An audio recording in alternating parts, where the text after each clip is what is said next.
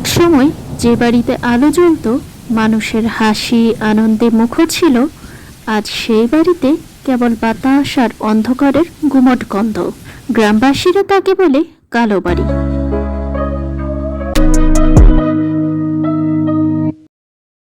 রিয়ান শহর থেকে গ্রামে বেড়াতে এসেছে।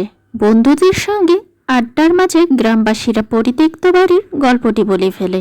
শোনা যায় বাড়ির মালিকের পুরো পরিবার এক রাতেই নাকি রহস্যজনকভাবে নিখোঁজ হয়ে যায়। কেউ বলছে তারা নাকি নিজেরাই বাড়ি ছাড়েনি, কাউকে বা কিছু একটা তাদের টেনে নিয়ে গেছে। রিয়ান এসবকে গ্রামের গুজব ভাবে নেয়, কারণ সে শহর থেকে এসেছে, তাই হয়তো তাকে বোকা বানানোর চেষ্টা করছে। কৌতূহল ভর করে তার মনে, যদি এমনটাই হয় তবে বাড়িটা খালি কেন রয়ে গেছে। বন্ধুরা তাকে বারণ করলেও সেই রাতেই একাই বাড়িটি খুঁজতে বের হয়ে যায়। রিয়ান বাড়িটি খুঁজে পেল। বাড়িটির দরজা অল্প ঠেলতেই কর্কর শব্দ তুলে খুলে গেল। মোমবাতির আলোয় সে দেখতে পায় দেয়ালের উপর কালো দাগ, নষ্ট আসবাব, আর ছাদের কোণে অদ্ভুত একটি প্রতীকাকা। তখনই পেছন থেকে ভেসে আসে পায়ের শব্দ। রেয়ান ঘুরে দেখে কেউ নেই, কিন্তু দরজাটা আস্তে আস্তে বন্ধ হয়ে গেল। তার শরীর ঠান্ডা হয়ে আসে, কানে ফিস ফিস করে ওঠে, ফিরে যাস না, অনেক দেরি হয়ে গেছে।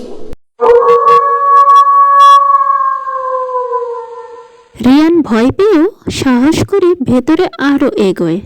হঠাৎ সে দেখতে পায় এক মেয়ের ছায়া, যেন দেয়ালের উপরে হাঁটছে, কিন্তু বাস্তবে সেখানে কেউ নেই।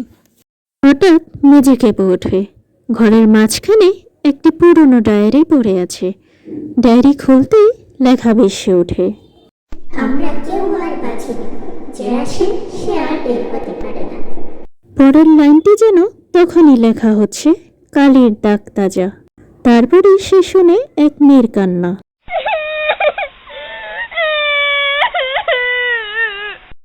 মেয়েটির দাঁড়ানো দেখেছিল দেয়ালের ছায়ায়। হঠাৎ সে ধীরে ধীরে কাছে আসতে থাকে।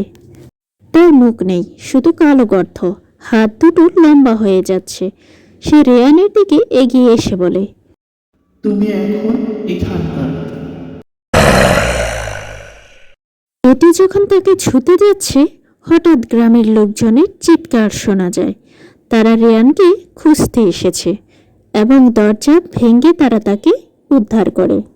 কিন্তু বাড়ির বাইরে এনে তারা সবাই হতবাক হয়ে আছে। রেয়ানের গলা জুড়ে আঁচড়ের দাগ, মুখ সাদা হয়ে যাওয়া শ্বাস। রেয়ান শুধু একটা কথাই বলতে থাকে, ওরা ওখানে আছে, কেউ যেও না। ওরা আমাকে ছাড়েনি, তোমাদের কেউ ছাড়বে না।